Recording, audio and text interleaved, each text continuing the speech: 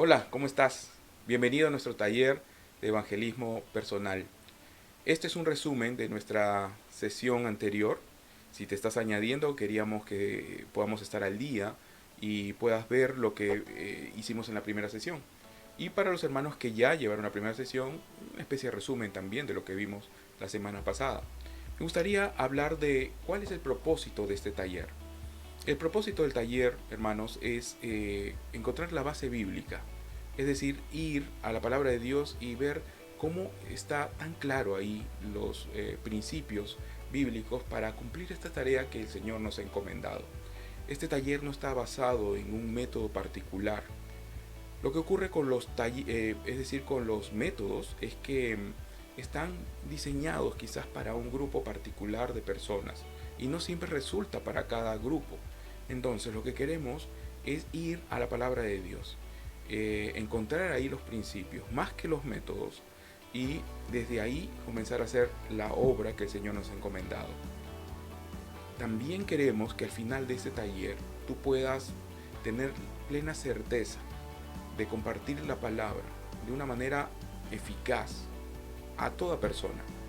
Y realmente, hermanos, estoy seguro que al final de este taller tú vas a poder reconocer que vas a poder hablar con cualquier persona del Evangelio tan naturalmente, de una manera tan natural, sin importar de qué raza, de qué procedencia, de qué contexto venga la persona, creencia. No va a importar esto porque vamos a centrarnos en lo que dice la palabra de Dios. La palabra de Dios muestra que todos los hombres de todos los tiempos y en todo lugar tienen cosas en común, cosas en común. Vamos a descubrir que Dios ha puesto cosas en su corazón, de los cuales nosotros podemos partir para comenzar a compartir el Evangelio. Esto lo hacía el Señor Jesús, así que vamos a ver cómo el Señor en estos encuentros que tuvo con personas compartía el mensaje del reino. Justamente esto, quisiera que el pasaje clave, el pasaje símbolo, el pasaje que da sentido a este taller sea este que tenemos aquí en Marcos 1:17. Miren lo que dice: y Jesús les dijo: venid en pos de mí y haré que seáis pescadores de hombres. Esto es magnífico, hermanos, porque es el mismo Señor Jesús llamándonos a nosotros en esta obra tan magnífica, y Él es el que nos quiere hacer a nosotros pescadores de hombres. Claro, aquí estaba llamando inicialmente a sus 4 primeros discípulos, pero en este llamado, hermanos, te puedes añadir tú, yo, toda la iglesia, porque es verdaderamente el propósito de Dios que cada uno de sus discípulos se convierta en pescadores de hombres. Aquí hay una condición que será la base para nosotros, definitivamente también para este taller. Este, esta condición es venir en pos de Él. Eso es lo que dice el Señor: venid en pos de mí. Esto es increíble porque nos muestra, hermanos, que no tenemos que estar viendo otras cosas para compartir el Evangelio, solo tenemos que ver a nuestro Maestro de Maestros, que es nuestro Señor Jesucristo. Venir en pos de Él es seguirlos, unirnos a Él, observar plenamente cada cosa que Él hacía, ¿no? Y esto es un poco lo que queremos hacer en este taller, ir tras los pasos del Maestro. Esta es una hermosa aventura, hermanos, una hermosa aventura en la cual no estamos solos. El Señor Jesucristo, ascendiendo a los cielos, dijo antes de la gran comisión: y estaré con vosotros todos los días hasta el fin del mundo. Y esto es lo que tenemos que sentir, ¿no? Cuando estamos en la obra del Señor, Él está con nosotros, viendo, observándonos, animándonos y sobre todo enseñándonos cómo hacerlo. Si el propósito que el Señor nos ha dado es ser pescadores de hombres, ¿por qué parece que no toda la iglesia se involucra en esto? ¿Alguna vez te has preguntado? Bueno, yo me hice esa pregunta. Yo he servido con jóvenes un poco más de 10 años y veía que ellos tenían como que cierta renuencia a evangelizar, a compartir su fe de una manera natural. Hablábamos con ellos y nos comentaban que nunca lo habían hecho, en algunos casos, ¿no es cierto? nos llamó la atención y entonces comenzamos a hacer encuestas, hermanos. Unas encuestas que nos abrieron un poco el panorama. Y en el tiempo de discipulado comenzábamos a hablar con ellos y decíamos, ¿por qué crees que los cristianos no compartirían el Evangelio? ¿Saben qué? Ahí se dio unas respuestas bastante sorprendentes. Miren, hubieron muchas respuestas, pero casi todas ellas estaban enfocadas en el temor. ¿Alguna vez te has puesto a pensar que es el temor lo que está impidiendo que ciertos cristianos no evangelicen? Ellos quisieran hacerlo, pero el temor a veces los paraliza. Miren, aquí hay algunos puntos que me gustaría y los enlistamos. El primero podría ser el temor. Miren, ellos me hablaban, me decían, ¿sabes qué pasa, Ronald? Que yo tengo miedo a no saber qué decir en el momento en que esté evangelizando. No sé, yo no recuerdo los versículos, no sé por dónde comenzar. Tengo temor a decir algo incorrecto y quizá confundir a la persona. Incluso me decían que tenían temor a lo que dijeran de él, ¿no es cierto? Es decir, me puedan decir que soy un fanático religioso. En fin, había muchos temas de temor. El más loco quizá fue el hecho de que me dijeran que tenían temor a que lo golpearan. Yo sé que en nuestro país no ocurre y sé que en otros países sí. Gracias a Dios en nuestro país no ocurre eso, pero todos estaban enfocados en cierta manera al temor. Nosotros hicimos un video sobre esto, recuerda que era orientado a los jóvenes, de cuáles eran las excusas que a veces tenemos para no evangelizar. Lo pusimos como los obstáculos, pero al final llegamos a la conclusión de que eran excusas por las cuales no evangelizaban. Vamos a compartirlo en el chat que tenemos de taller de evangelismo personal. El enemigo ha trabajado, hermanos, de una manera impresionante en esto. Ha traído temor a la iglesia. Temor. Y nos corresponde a nosotros, hermanos. Miren lo que dice la Evangelio de Juan, la primera carta de Juan, cuando dice que el verdadero amor echa fuera el temor. Todo temor se va a ir cuando nosotros busquemos el amor de Dios, cuando conozcamos el amor de Dios, cuando veamos en la palabra de Dios cuánto Él nos ama y cuánto ama al mundo, y podamos aprender lo que estamos haciendo ahora, esos principios que nos van a quitar todo temor, hermano. Nos va a quitar definitivamente el temor. Por otro lado, también no podemos negar que está la indiferencia. Yo ya soy cristiano y estoy involucrado en la iglesia, pero el hecho de que otros sean creyentes en realidad no ha sido algo de mi interés. Soy un poco indiferente. Yo no lo digo con esas palabras, no lo van a decir ellos con esas palabras, pero en la práctica es así. Cristianos que nunca han compartido el Evangelio de una manera intencional, ¿no? Eso también es algo que debemos llamar a la iglesia a despertar. No es normal que un cristiano que conoce el Evangelio de Dios y sabe que Jesús puede salvar las vidas, se quede con eso guardado, ¿no es cierto? Y también están los que piensan que lo están haciendo y en realidad no es tanto así, ¿no? Porque hay definiciones equivocadas de lo que es evangelismo. No quiero que me malinterpretes, por favor, no quiero que nadie se sienta de alguna manera ofendido por lo que voy a decir. Algunos han dicho que el tema, por ejemplo, de evangelismo está en función a compartir la palabra. Y entonces yo comparto un versículo bíblico en mis redes sociales y todo ello. Y quizás hay una mala definición ahí. Eso no es evangelismo. Evangelismo vamos a ir definiendo, hermanos, porque aquí están las definiciones que hemos encontrado correctas, ¿no? Las definiciones que están en la Biblia. Recuerda, esto no es una definición personal. Miren, la palabra evangelismo está en función a anunciar. Si nosotros vamos a la palabra, encontramos que en Hechos 1:8 se nos dice que vamos a recibir poder. Esto lo dijo el Señor Jesús muy poco antes de ascender a los cielos.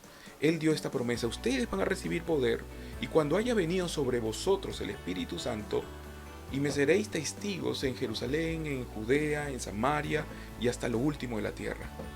¿Qué nos está diciendo aquí el Señor? Nos está llamando testigos. Nos está llamando testigos.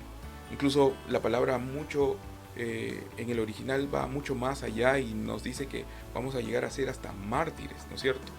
Por el nombre del Señor y por el poder que opera ahora en nosotros, que es el poder del Espíritu Santo. Hermanos, ¿qué significa testigo? Vamos a lo básico, para que tú entiendas que la palabra testigo implica hablar lo que uno ha visto, lo que uno ha oído. Y eso es exactamente evangelismo. Evangelismo no solo es decir parte del mensaje, sino es decirlo plenamente, completo. No un evangelio mutilado, sino completo. Entonces está muy bien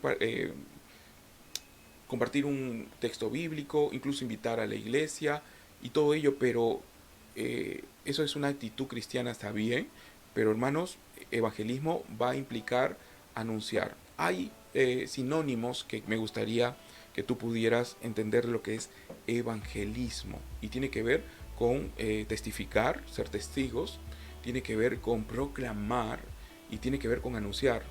Vamos a ver algunos pasajes bíblicos. Yo te voy a dejar esto por un tema de tiempo. Me gustaría que los apuntes, que tú los puedas evaluar. Hay muchos más. He enlistado algunos nada más.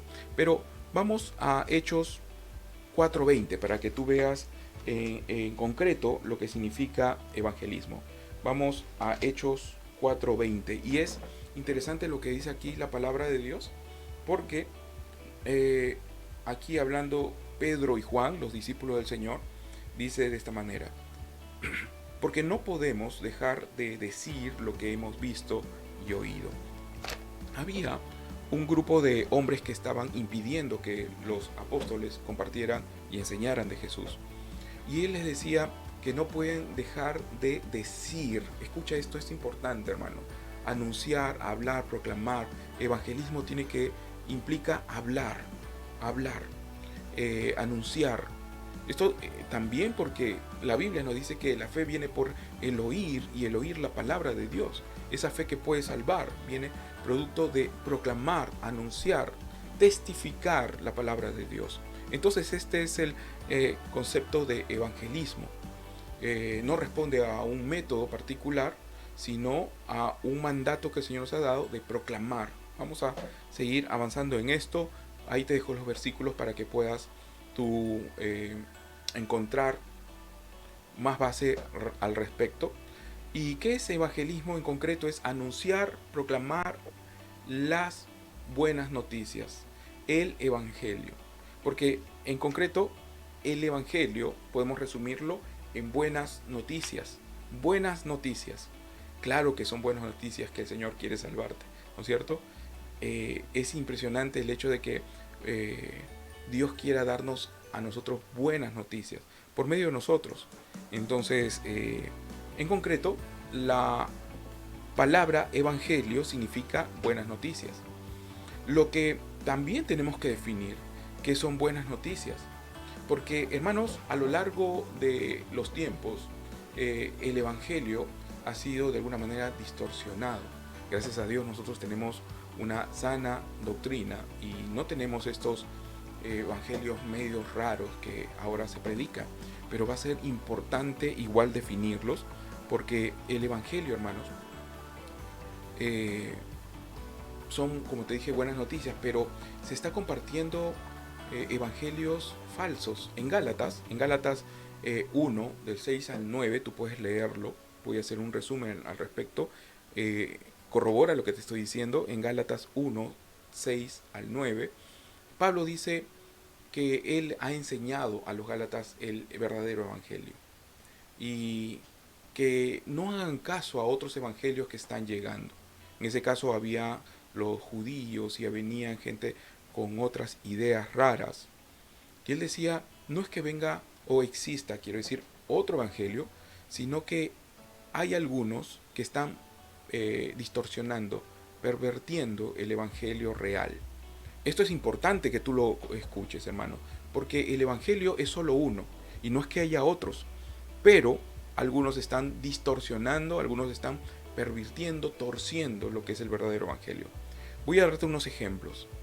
El evangelio, ya que son buenas noticias, algunos están dando buenas noticias al respecto. Miren, dicen, ¿han escuchado ustedes lo que es el evangelio de la prosperidad? Bueno, ese es un falso evangelio, ¿no es cierto? Mira cuál es la buena noticia que este evangelio falso le da a las personas. La buena noticia es que si tú eres creyente, Dios quiere hacerte próspero, que quiere que tú tengas tu negocio próspero, que seas una persona de mucho dinero, que nunca tengas necesidad, que puedas exhibir quizás una buena casa, un buen carro, porque tú eres hijo del rey, ¿no es cierto? Eso es lo que ellos dicen. Y obviamente esto para que cuanto más tengas, también más des a la iglesia, a estos falsos apóstoles y maestros que se levantan. Realmente la noticia, la buena noticia del Evangelio es que Dios quiere que tú seas próspero. ¿Ese es el Evangelio? Entonces ponte a pensar, ese es un falso Evangelio y gracias a Dios nosotros no predicamos eso. Pero hay otro Evangelio distorsionado y también erróneo, por supuesto falso, que es el Evangelio de para de sufrir. ¿Has escuchado tú esta iglesia con este Evangelio donde dice si tú eres hijo de Dios tú no tienes por qué sufrir, tú no debes sufrir? Toda persona que sufre probablemente está en pecado, porque un hijo de Dios no tiene que sufrir. Tú no tienes que sufrir ni enfermedad, no tienes que sufrir ni tal, ni nada. Entonces comienzan a decir esto, hermanos, y este es un completo falso evangelio, una buena noticia falsa, ¿no? Dios quiere darte prosperidad, Dios quiere sanarte, Dios quiere que tú seas una persona que viva feliz. Pero esas no son las buenas noticias. Tú lo lograrás siguiendo los principios que están en la Biblia, pero eso no es la buena noticia. La buena noticia del Evangelio implica algo mucho más grande que vamos a ir revisando también. Hemos visto entonces que hay falsos evangelios. Me gustaría que, ya que hemos visto que es buena noticia, ¿cuál será la buena noticia que está en la Biblia? ¿Cuál es la buena noticia que sí está en la Biblia? Y está en Romanos 1, 16, 17. También te animo a buscarlo. Probablemente ya te lo conoces de memoria, este versículo. Miren, en concreto, Romanos 1, 16 y 17 está hablando de la salvación, ¿no? Y habla que el Evangelio es poder de Dios para salvación a todo aquel que cree. Esta es en concreto una definición magnífica de lo que es Evangelio. El Evangelio es poder de Dios para salvación a todo aquel que cree. Hermanos, ponte a pensar, la palabra que da origen a poder es esa palabra que luego dio origen también a la palabra dinamita. ¿Qué quiere decir? Es algo realmente potente. Obviamente la dinamita no tiene nada que ver con esto porque la dinamita lo que hace es destruir. Sin embargo, el poder de Dios lo que hace es reconstruir, renovar, regenerar.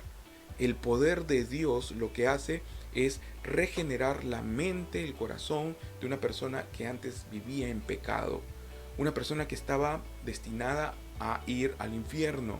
El poder de Dios lo que hace por su gracia y misericordia y por nuestro Señor Jesucristo es regenerar a este pecador por la fe. Obviamente este tiene que creer en el Señor Jesús para que sea regenerado y pueda vivir una vida plena en comunión con Dios, pero sobre todo con el mensaje final de que Él te ha salvado de una condenación eterna para que tú puedas tener vida eterna y esta se pueda prolongar obviamente a la eternidad viviendo con Él. Ese es el Evangelio, es el poder que transforma vidas. En esa regeneración que Él nos da para tener comunión con Él por medio de Cristo Jesús, reconciliarnos, nosotros vamos a obtener otros beneficios, que es tener paz, vivir en tranquilidad, vivir en orden y todo ello. Pero esos son producto de la verdadera buena noticia, que es el que el Señor Jesús te está salvando, ¿no? Y esto es, como te digo, poder de Dios para salvación a todo aquel que cree. Y bueno, esto se va a desglosar de una mejor manera en 1 Corintios 15, 1 al 4. También te animo a leerlo. Porque lo que nos dice aquí en 1 Corintios 5 del 1 al 4 es que aquí hay como que una descripción paso por paso. Esto implica que nuestro Señor Jesús fue crucificado. Esto significa que nuestro Señor fue sepultado. Esto significa que nuestro Señor resucitó al tercer día. Y todo este mensaje, hermanos, que Pablo predicaba, es el mensaje que me gustaría que tú también lo tengas presente, porque esta historia de nuestro Señor Jesús es el verdadero evangelio, que el hombre era incapaz de llegar al cielo, era incapaz de reconciliarse con Dios. ¿Y saben lo que hizo Dios en su misericordia? Mandó a su Hijo Jesucristo para que viviera aquí entre nosotros, y lo hizo como hombre, y vivió una vida completamente santa, una vida sin pecado, una vida que nunca ofendió a Dios. Ese hombre, como lo llama el profeta Juan, dice que era el Cordero de Dios, ese Cordero sin mancha que quita el pecado del mundo. Así lo describió, así describió la vida de Señor Jesús, Juan el Bautista. Ahora, ese hombre que no merecía morir, llegó a la cruz del Calvario. En la cruz del Calvario es el donde entrega su vida por amor a ti y por amor a mí. Y en la cruz del Calvario ocurren varias cosas. Me gustaría que leas Romanos 3:23 porque me encanta cómo lo describe ahí, hermanos. Ocurrieron muchas cosas más, pero tres que me gustaría que tú tengas ahora en mente. Él nos redimió, Él nos justificó y Él sirvió de propiciación para nuestros pecados. El apóstol Pedro va a mencionar que la preciosa sangre de nuestro Señor Jesucristo, la preciosa sangre de nuestro Señor Jesucristo, a nosotros nos lavó de nuestros pecados. Miren, lo que dice es que también esa sangre sirvió como precio para comprar tu libertad. La palabra redimir viene de una palabra muy antigua que se usaba para describir el acto de una persona que pagaba por otra para ser comprado. Antes era esclavo, había mercados de esclavos. Bueno, yo pagaba para que ese hombre fuera libre. Y es exactamente lo que hizo nuestro Señor Jesucristo, hermanos. Nuestro Señor Jesucristo lo que hizo con nosotros es rescatarnos. Éramos esclavos del pecado y Él, por su preciosa sangre, lo que ha hecho es rescatarnos. Éramos esclavos del pecado y Él pagó con su sangre y nos ha rescatado. Nos rescató. Esto es impresionante porque Él ya de esta manera resuelve un gran problema que tú y yo tenemos, que es que habíamos sido esclavos del pecado y Jesús lo resolvió. Otro problema que resuelve nuestro Señor Jesús tiene que ver con la palabra justificación. En el libro de Colosenses se nos dice que sobre nosotros pesa un acta de los decretos. ¿Qué es un acta? Imagínate aquí un papel donde está escrito absolutamente todas las cosas malas que tú has hecho en tu vida, todos los pecados que has cometido. Por cierto, todo pecado se comete contra Dios. Muchas veces creemos que podemos pecar solamente contra nuestro prójimo y en realidad al final siempre se peca contra Dios. Esa acta de los decretos que estaba en nuestra contra es la que va a acusar a todos los que al final, en el tiempo del juicio, sean hallados que no tienen a Cristo Jesús. Esa acta de los decretos son las que van a ser presentadas el día en que tú tengas que presentarte al juicio si no conoces a Jesús. Gracias a Dios nosotros lo conocemos. Por la fe en Cristo Jesús, lo que ocurre es que esa acta que estaba en nuestra contra ha sido clavada en la cruz del Calvario.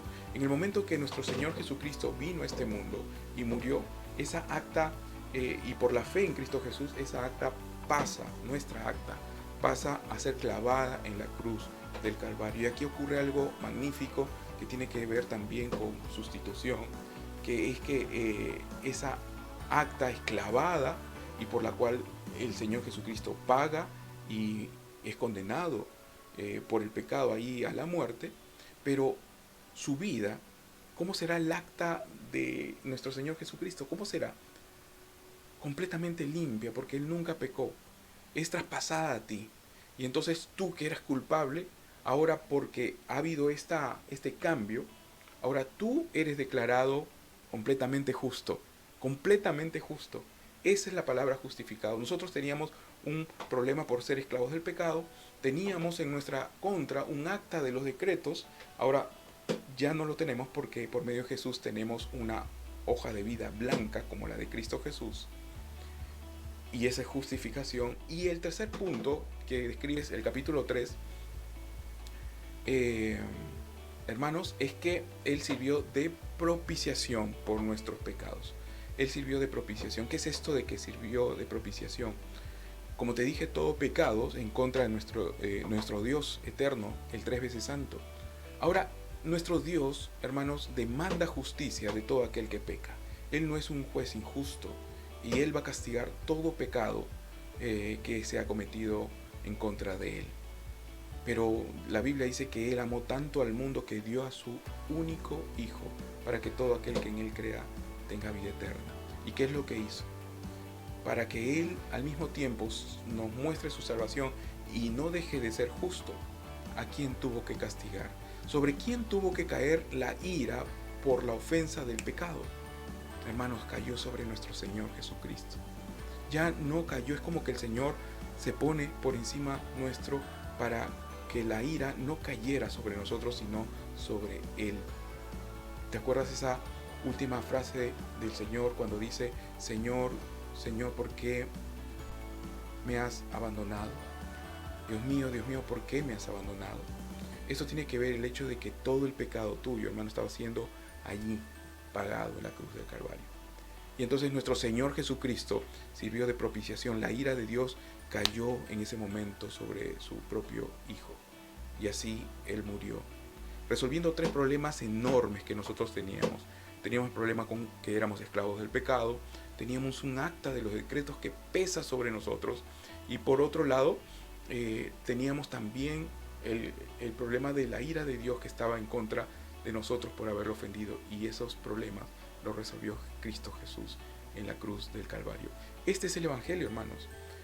Este es en concreto lo que es el Evangelio. Y esta es la buena noticia que nosotros tenemos que dar. ¿Para qué Él hizo todo esto? Para que tú puedas tener comunión con Dios, tener acceso directo al trono de gracia, para que tú puedas tener vida eterna, para que en el tiempo del juicio nosotros seamos libres de ese juicio y para poder vivir con Él eternamente, hermanos. Esto es la buena noticia. Básicamente esto, hermanos, quería tener un resumen y decirte, como dice aquí, que este mensaje es completamente urgente. Este mensaje, hermanos, es mucho más urgente de lo que muchos creemos. Hermanos, están muriendo gente, pero a miles. Este mensaje tiene que llegarles. Y también quiero comentarte que este taller vamos a poder hacerlo con este mensaje pleno, como está en la palabra de Dios. Vamos a poder compartirlo por medio de internet. Un poco la idea es darte también las herramientas de que tú puedas usar las redes, el Zoom, y vamos a ver ideas, de qué manera podemos llevar el mensaje completo del Evangelio, particularmente a tus contactos, cómo lo podrás hacer, ¿no? Hay que ser fieles. Miren lo que dijo el Señor en esta historia tan conocida de los talentos. Bien, buen siervo y fiel, sobre poco has sido fiel, sobre mucho te pondré. Entra en el gozo de tu Señor. Qué magnífico, hermanos. Yo realmente anhelo con todo mi corazón que el día que el Señor venga me diga estas palabras. Recuerda que también está la otra parte. De nuevo, ¿acuerdas cuáles eran los puntos por los cuales la iglesia no compartía el Evangelio? En el caso negativo de esta historia, había uno de los siervos que escondió su talento porque tenía miedo de perderlo, porque de nuevo el temor lo había paralizado. Y recuerdan que el Señor tuvo palabras muy duras para con él, palabras muy duras para con él.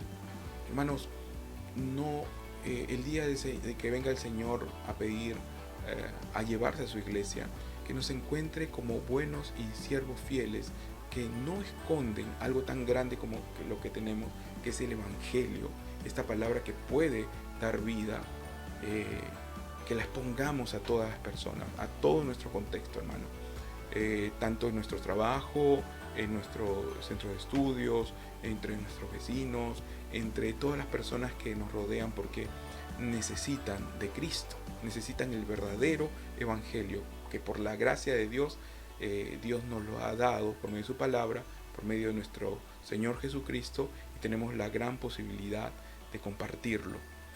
No te pierdas esta siguiente sesión, el sábado a las 7, ahora, más tarde, porque vamos a, como te digo, a tener un tiempo en el que vamos a tener más o menos 15 minutos en el que vamos a evaluar los principios bíblicos de lo que Dios ha puesto en nuestros corazones, y luego vamos a encontrarnos con una historia en la que el Señor Jesús comparte del reino de los cielos. Desde ahí vamos a dividirnos en grupos, vamos a poder evaluar con nuestro grupo cómo el Señor lo hacía, y nosotros vamos a ir descubriendo esos principios que nos van a ayudar a nosotros también a compartirlo de esa manera. Te animo, hermano, a no perderte esta próxima sesión, y si quieres invitar, todavía estamos a tiempo de invitar a amigos, a hermanos que de alguna manera ya están siendo movidos por el Señor a aprender, a no quedarnos callados. Dios te bendiga mucho, te espero más tarde.